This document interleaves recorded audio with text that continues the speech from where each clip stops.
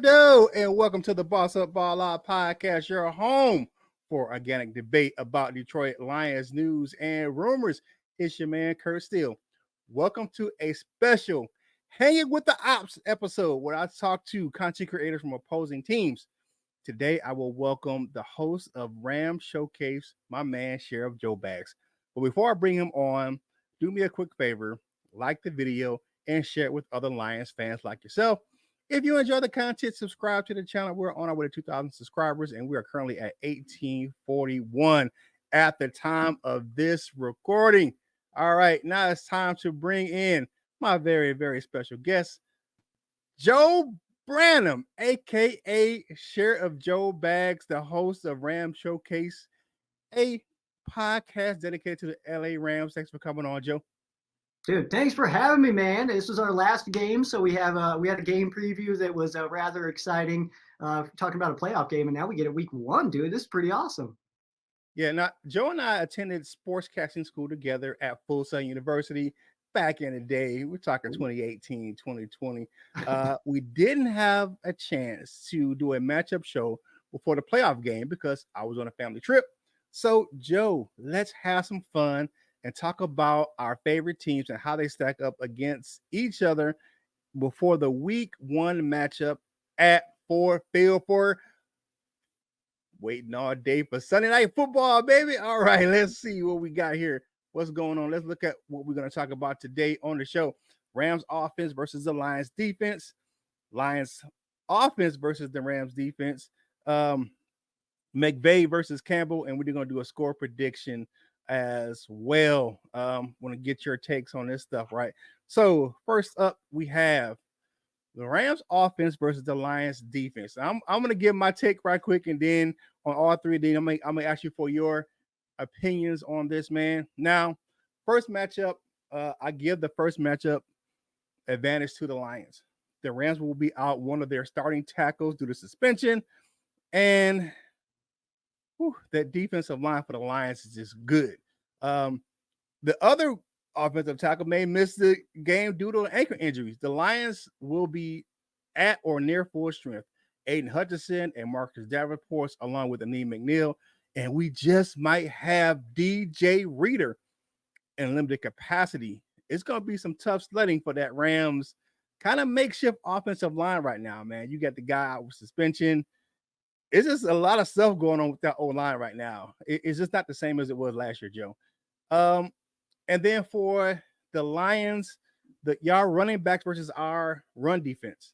Now, I will say this. The Lions had a number 2 ranked run defense in the league last year, and not much has changed. I think with the addition of Reader and McNeil, it's going to open in some lanes for those Lions linebackers. It's going to be even harder to run the rock for the Rams. We talk about the O-line being a little banged up too. Now, the Lions held the Rams to 68 yards on the ground in that playoff game last season. I don't see it getting easier coming into week one. And here's where I give you guys some reprieve. That last matchup, I believe that the Rams have an advantage with Kupp and Nakua. Those guys are just tough to handle for any secondary, especially the one that hasn't played together much in the preseason due to injury.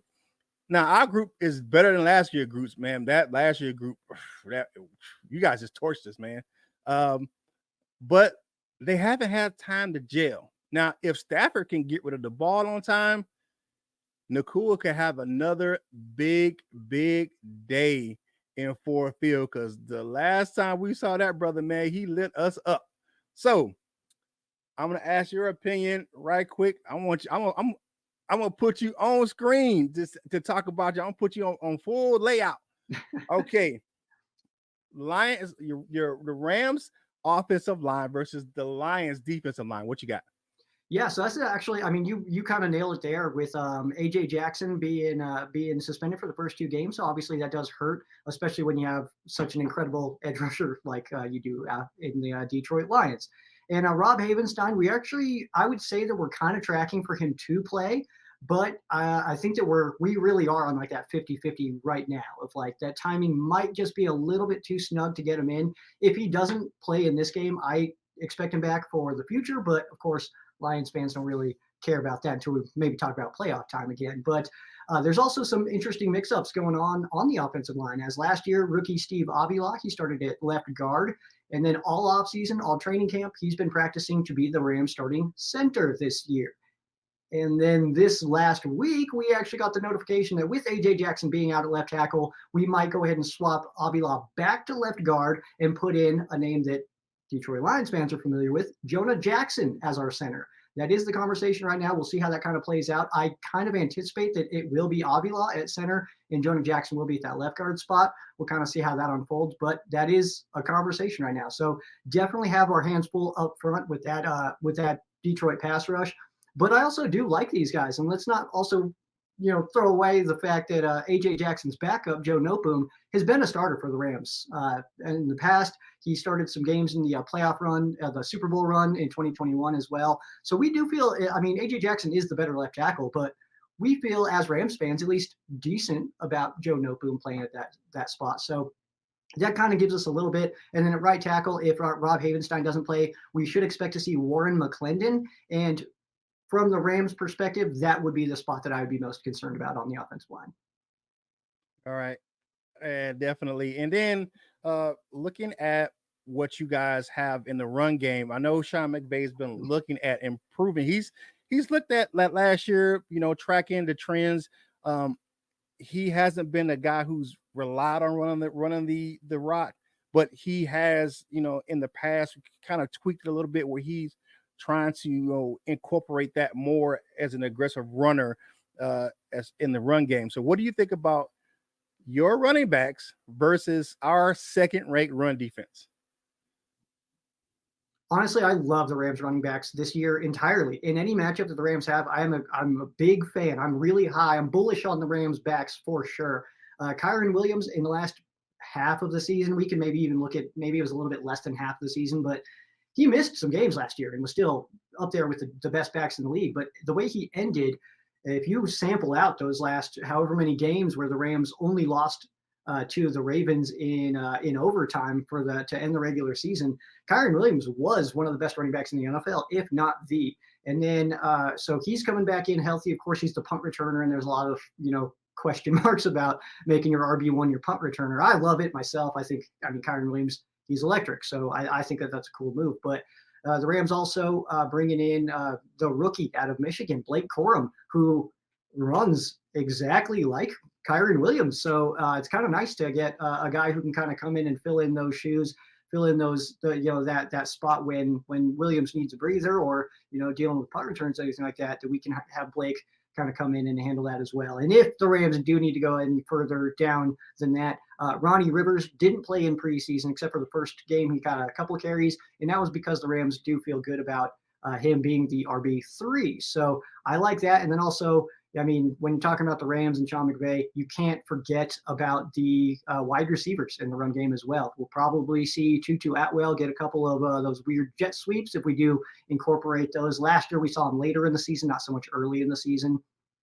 Obviously Cooper Kupp can run the football, Puka Nacua can run the football, and then we have two really, really good backs. The question mark kind of goes back to the previous point, which would be the offensive line. But I do still feel pretty good about those guys. So I think that'll be one where the Rams are trying to use the run game to set up the pass. I don't think it'll be, we need to run the ball and just kind of just settle on that. I think it'll be to hey, let them know we're not going to abandon this run game real fast, Yeah, and definitely. And I already conceded with your wide receiver room, man. The guys are very talented, and we just haven't had the time to kind of gel on our, now the talent is better than last year's guys.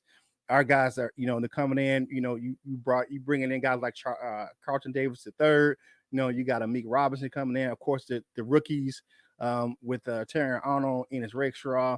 We have better guys, but they just haven't played together because of injuries. So your wide receiver room is pretty stout, man. So I'm gonna take the L on that one, just because of the fact that they're just proving, man. Puka Nacua just set the world on fire in the playoff game against us. He won't face the same guys, but he's still dangerous. He just had a great rookie season, and I'm looking for something big for that young fella, man. He's just a good player. Yeah, year two Puka is something we are all extremely excited about. And plus, we're also starting the season, excuse me, with a very healthy Cooper Cup. Yeah, Cup has been talking about feeling the best he's been entering a season in a long time. So that's rather exciting. Then you also get Demarcus Robinson, who ended the season very, very strong last year for the Rams. Tutu Atwell in there is definitely part of this offense, planned into the offense. And then the another late round wide receiver pick that looks like the Rams hit on, which would be Jordan Whittington out of Texas.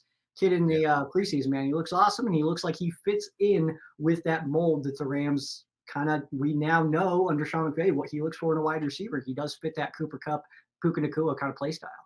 yeah. The one thing I think for me that now you're gonna say different from probably from a Rams perspective. The fact that you guys don't have your starting tight end Tyler Higbee, you know, with the injury to his knee that happened in the playoff game. Um, talk to me about some of your backup tight ends. Honestly, I truly believe this with my whole heart, which is the Rams have the deepest tight end group in the NFL. Not the best, just the deepest. Because you go all the way down our tight end group, and you've got talent down there, even down to our practice squad. Miller Forrestall is a great player. I thought he would get picked up because we have too many tight ends to keep him around. I thought he was going to get waived and get picked up, but we'll start the season with Colby Parkinson, former Seattle Seahawks. So this is his first year as a member of the Rams, but he seems to just kind of fit in kind of perfectly to what we're doing. Hunter Long, who the Rams actually acquired from Miami in a trade with Jalen Ramsey, and it was kind of trashed because it's like, who the heck is Hunter Long? And we're getting rid of Ramsey for him. But he's fitting in real well as well. And then second year player out of Clemson, Davis Allen, who kind of later on in the year was really starting to pop. And so I think that those three will be the guys that we have to start the season: Parkinson, Hunter Long, as well as Davis Allen. And that's a really good group. They're not, your George Kittles or Travis Kelsey's, but they're a very talented group. And I believe in any of them to be able to run the offense. Yeah, and they're not Sam Laporta. All right. Hey, do me a favor, like the video and share it with other Lions fans just like yourself. And if you like the content, man, go ahead and subscribe to the channel. You know how we do it right here on the Boss Up All Out podcast. All right, next up, we're going to talk about the Lions offense versus the Rams defense. Now, we all know the fast start that happened last year. Now your defense did adjust, but there's a little bit different things going on with that Rams defense this year. All right. Now, I would say this going against the Lions offensive line got better. They added Pro Bowl guard Kevin Zeitler to that right side of the O line next to all pro Penei Sewell, whose jerseys I'm rocking right now. Now, the Rams do have a young, talented group on the defensive line. However, Big 99 isn't there, man. I'm not saying that that's the end all be all, but that's a big difference on that defensive line. Detroit has one of the best offensive lines in football. I think PFF rated them either second or first coming into the season. So I have to say, a veteran offensive line versus a young defensive line. Not saying it, it's just a wash that the Detroit is just going to run over those guys, but I think it definitely is an advantage to the definitely Lions. All right, so looking at the playoff game, the Rams, as far as the Rams pass defense versus the Lions run offense, the Lions held the running backs to a minimal gain. I think it was like 70 yards in that playoff game. But the one thing that the Rams couldn't do is keep the Lions out of the end zone. The both backs definitely scored touchdowns in the run game. Now, with the addition of Kevin Zeitler, we talked about him a little bit ago. He's one of the best interior run blocking offensive linemen in the NFL. Detroit will have an improved rushing attack. And one thing I did note, now you're gonna tell me, because I want you to educate me on this one as well. You guys traded your best linebacker to the Titans. I'm not I understand what's going on with that one, but yeah, I was kind of mysterious about that one. I was kind of like, what? And I know he asked for a trade. They just made it happen. You don't want to be here, you got to go. Okay, and then the Lions wide receiver and tight end group versus the Rams secondary. Very, very talented Rams secondary. The Lions wide receivers are good, And with Jamison Williams slotted to have a breakout season replacing Josh Reynolds, who had a great game against the Rams in the playoff game, Williams has world-class speed. And with improved route running and catching, he's a nightmare cover for anybody. St. Brown's going to had a good day against you guys in that playoff game. 110 yards, no touchdowns, but he caught the game-winning, game-sealing first down. I believe that part of the matchup is a wash because your guys are going to make plays. Our guys are going to make plays. So it's kind of a wash, right? I think the advantage goes to the Lions because of that one man, Sam Laporta. Now, while he didn't have huge numbers in that playoff game due to that limited action because of a knee injury, but he scored that key touchdown in the second quarter, man. And now Laporta is not healthy. Look at the numbers he put up last year, record-setting numbers for a tight end. He's in his second year. He's going to be a tough cover for anybody in that Rams secondary group or linebacking core. So, all right, I need you to give it to me, brother, because I know you're going to tell the truth because you got to talk about it from your perspective. I got to talk about it from mine, man. So, looking at the Rams defensive line versus the Lions offensive line, you guys got some talented young guys, especially with that draft class, some good guys. But how do you think they match up against that veteran stout Lions offensive line? Honestly, I think that the Rams front and the Rams, defensive line and edge rushers, I think are part of the most underrated grouping in the entire NFL right now. And that could obviously change depending on, we got a lot of young guys and maybe some guys don't pan out the way we think, but we also, under Sean McVay, for the first time entering a season, we actually have two great edge rushers, or what we believe can be great edge rushers. Isn't this the first time that we've seen that dual threat edge rushing attack since St. Louis, where we had Chris Long and Robert Quinn? So having Byron Young coming into his second year, paired up with Jared Verse, our newest first round pick since we last took a Jared that has been with you guys for a couple years. But to pair them together, I think that is something that we have not seen yet under Sean McVay. But looking specifically at the defensive line, obviously you're a better football team when Aaron Donald's on the field than when he's not. So you obviously take a massive hit there.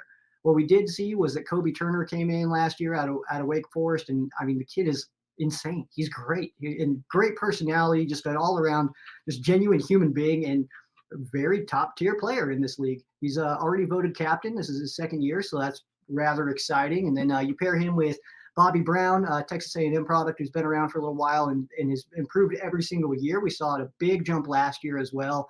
Then you bring in the rookies, Braden Fisk, paired with his college roommate in Jared Verse, which we have not really seen him at all yet, so we don't even know what he can bring to the table.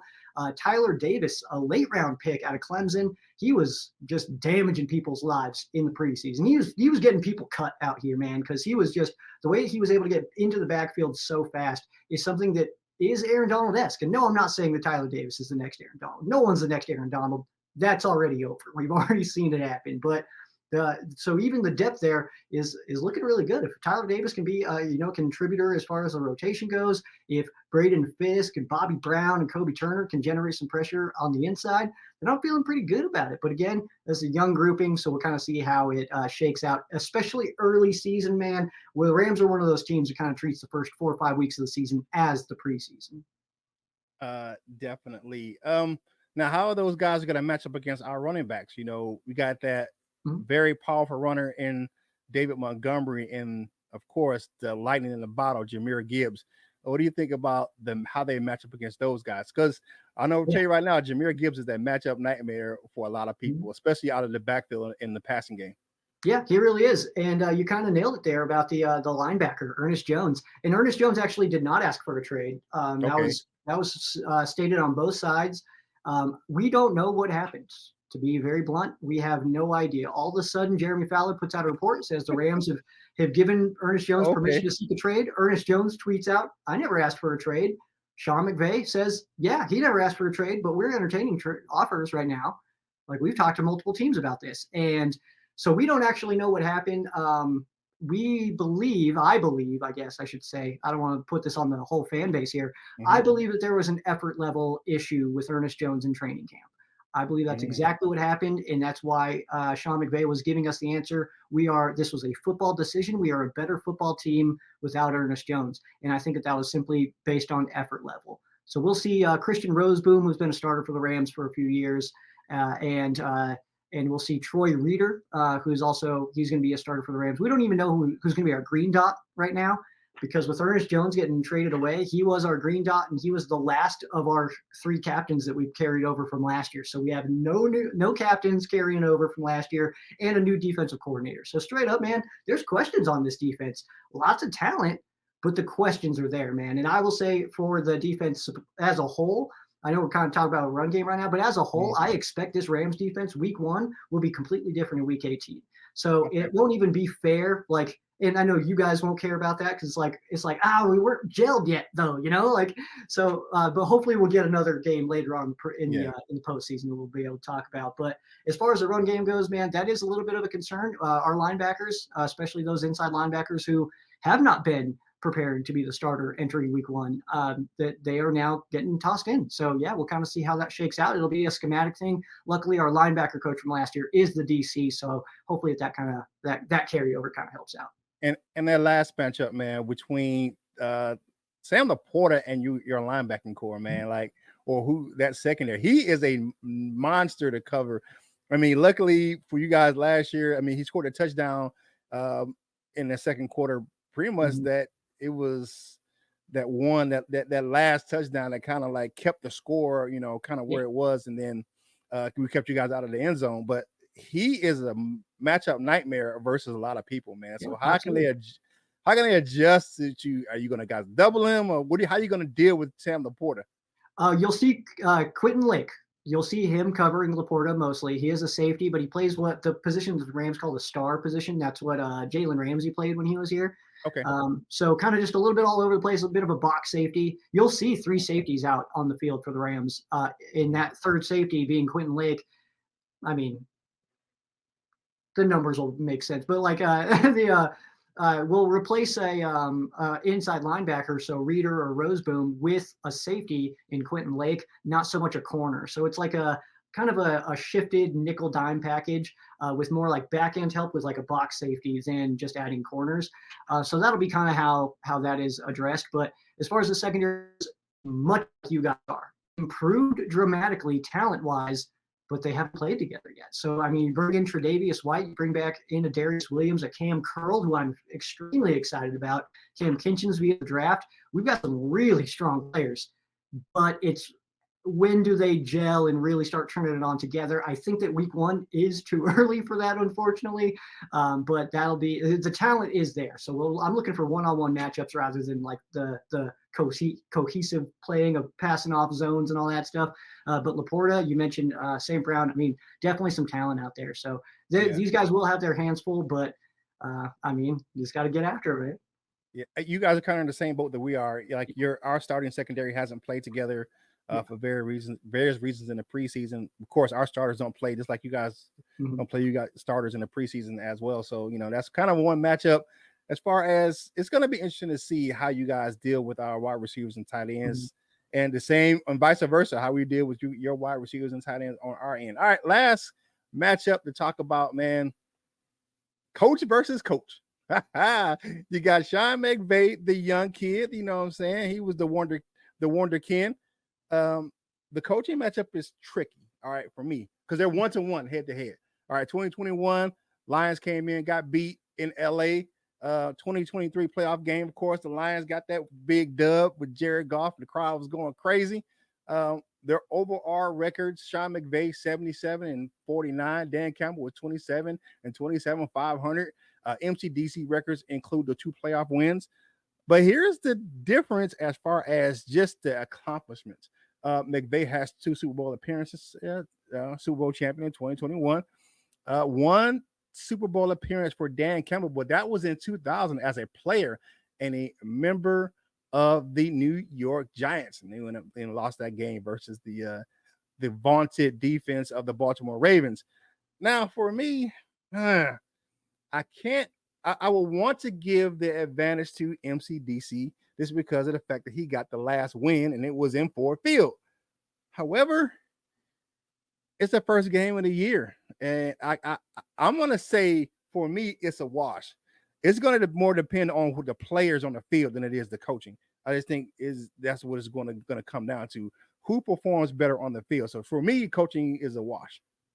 You know, I tend to agree. And I'll say this, man, about that game, about the playoff game. So, I mean, just take a snapshot of that. All right. So, like the Rams go into that game. We all felt great going into that game. Rams went like was 7-1 to end the season, with the only loss being in Baltimore in overtime on a punt return for a touchdown. It was like we felt like we should have won that one even, you know. But then you go into Detroit, first playoff game in X amount of years. What was the number of years? First home playoff? 32. 32. And I'm 33 right now. So like the first time in my life that I was around when the Lions had a home playoff game, you know what I mean? And it was against their former quarterback with Jared Goff, who is like obviously just going to be way up for that game to spite his former team, you know what I mean? And sidebar, that little line from Dan Campbell in the locker room of "you're good enough for Detroit, Jared Goff is football." That's so pure, dude. I can't argue with that. That's so awesome. I love that, dude. Yeah. But I mean, most Rams fans support Jared Goff. We kind of have his back. But going into that game, man, I think that the Rams feel like we missed out on a lot of opportunities and lost by 1 point. It kind of just seems like the football gods just weren't going to let the Detroit Lions lose that football game. You know what I mean? So, and then obviously almost go all the way to the Super Bowl. But the way the Rams played in that game, the way the Lions played in that game, I think that the matchup was so tight, was so close. And it was kind of interesting, Kurt, that we had both kind of talked about. It's like both of our fan bases are kind of looking at the other of like kind of overlooking the other team a little bit. And I think that part of it is like the Lions fans looking at that game of like, hey, we won. But then the Rams fans kind of look at that game of like, yeah, but we didn't even play that great. They're definitely not our best football of the year. So I think it kind of goes back and forth with that, man. This coaching matchup specifically, Dan Campbell, I love Dan Campbell, man. He's another A&M guy, so I always kind of support them. But also the way he runs his team, man, I think it's absolutely incredible. Sean McVay is the best head coach the Rams have ever had, though. So I think there's something to be said about that. I kind of agree with you, man, that this is a wash. And I think that the record that you posted there, 27-27, that's almost misleading for Dan Campbell. He's not a 500 coach. You know what I mean? Like obviously there was some years in there early that kind of are impacting those numbers, but I mean the dude's an incredible coach and he will be for a really long time. So yeah, I kind of consider that a wash, man. But going back to that last game, that is like I feel like both teams kind of look at that one of like we could have played better, and like the Rams fans, we're sitting here, we missed field goals and stuff like that. And it's like, damn, by 1 point we were actually leaving points on the board. And yeah, it's just kind of rough, man. And then the way that the Lions kind of, I feel like it was destiny, though. The Lions were going to win that football game. The football gods were not going to let Matthew Stafford walk out of there and continue playing on. Like, it was just that was going to be the way it was. Lions were going to win that one. I was mad about it.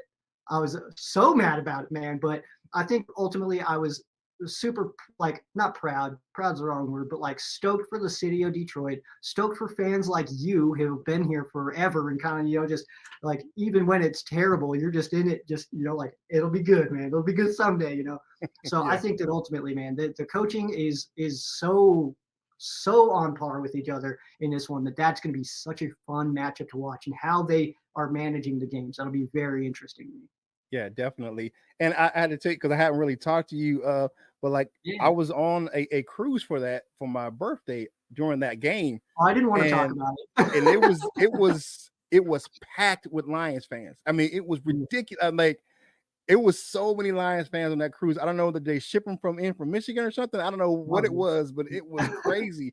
I saw one guy with a Ram shirt on, like in the sports bar, but he was representing, man. It was such a fun game to watch. The matchup was so great, and I think it's going to be another fun game to definitely watch this Sunday night opening week, man. The NFL guys knew what they were doing to schedule it. To have this matchup again in week 1 back in the Motor City, we know that Kelly Stafford is going to be watching at home in LA. She's not going to bring the kiddies out. She's gonna be hanging back at the crib because she was not well received the last time. Lions have Lions fans having a debate right now about should the Lions have a tribute video to Matthew Stafford for everything, all the things. I think at one point he had like 31 Lions passing records. Like it was ridiculous. I think Jared Goff has a couple now. It kind of took a couple away from him, but I'll be honest, I was so fun. I was extremely surprised the Detroit reaction to Matthew Stafford running onto the field. I'm still kind of Oh, baffled by it. I don't really understand it. I'll be honest. it was a enemy territory. Like you're here, Oh, like man. in the playoff game. But see, That's I straight up. think I'll I argue think on that one, man. I think that was I a think it bad was move. I think I, that was I think bullshit. I think it was more for Lions fans. It was like we can't let this guy come in and win this game. And I think that's Fair. what it is. They were gonna do everything in their power, and it was like it was like right now he's I mean, gonna stop us I guess, from getting to but our goals. I But think I get what you're saying. Like for things that now the one thing that Lions fans will probably rebut you on is like, dude. I mean, even though he played his heart on Detroit, man, he didn't and he didn't leave in a bad way though. I think that's my problem with I that think that reception. I talked about that. I talked about that on a show, Yeah. a previous show that he was just kind of tired, man. He didn't want to go through another regime change with going from Fat Patricia to and yeah that Yeah, was the worst coaching that is. staff I'll tell you ever. that, man. That's exactly why I was bothered by it because it was like, damn, dude, like you guys, like that was your guy, Yeah, and he didn't even leave bad. You didn't leave with like, I hate this place. Get me the hell out yeah. of here. Like he didn't do It any of wasn't that. like I was he surprised. didn't do that. But I just think it was more of a you know we're not going to be a friendly environment doing a playoff game. I think it's probably more Fair, like and what I it think is. he was surprised by it too. Yeah, I think it I caught think him he off was. guard. But I think it'd be. I don't think it will be as. I don't think it will be friendly at Oh, all. so But oh, it doesn't but matter anymore. It's yeah. But over now. yeah. I think that I think that The enemies have been that made, man. like I think some of the Lions fans they're like, hey man, come back after you hang them up. We got you, brother. But right now, Yeah, and see, that's the but thing. hey, Is from what we see, I don't think that's going to happen. I think that the way that he was received in Detroit, I think he's like, okay, yeah, I'm done. I'm good. I really feel that way based yeah, on what it he may was talking about. and hey. Hey, and the D is always Detroit versus everybody, baby. That's how it's gonna roll. It's just how Even that's your how own, huh? we get down. Yeah, Detroit man. But even hey, versus your own, huh? yeah. Well, when he put that Rams jersey on, he wasn't ours no more. So hey, thank you for joining us right here, man, on the show. I appreciate you hanging out with me, Sheriff Joe Bags, hanging out with the Ops episode, man. Tell them Hey, where they we can got a quick find your score. show. We got a quick score prediction. Oh yeah. We gotta do a score prediction. I forgot about that, man. All I'll right, keep, score prediction for the game. What do you got? You up first, my man. I'm gonna keep it quick, man. I think that we see a game that's kind of pretty similar to the playoff game. I'm gonna say that Joshua Carty hits a last second field goal as time expires for the Rams to win 24-21. 24-21. I have the opposite. I have the Lions winning 28-20. I just think that we're gonna get that last touchdown we didn't get in the game against you guys. We're gonna get it this time, and we're gonna go ahead and get that touchdown and There you score go. 4 touchdowns. You guys are gonna be. We're gonna hold you out of the end zone a couple times, because we're gonna blanket Cooper Cup down in that red zone, Okay. like we Oh, did go last ahead, time. dude. We got others. You're good. Yeah. But tell the people where they can find you and your show. Yeah, just about everywhere. If you're listening to podcasts, you can find Ram Showcase there, up on YouTube and Facebook for videos. As far as socials go, I am at Sherriff Joe Bags, and you can follow the podcast at Ram Showcase, just about everywhere. Yeah, man. Thanks again for coming on, man. I appreciate you, Thank you, man. man. Hey, do me a quick favor out there, man. If you fans of the show, man, make sure you follow the channel on your favorite social media platform. You see my co-host, Coach Mike Jones, and my man LL Coutons.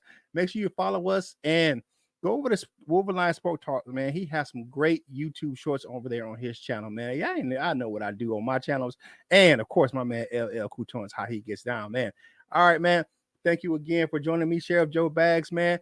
Do me one quick favor. Whatever you're doing in life, you got to boss up, ball out, and be the best version of you that you can be. For Sheriff Joe Bags, this is Kurt Steele, and I will holla at you real soon.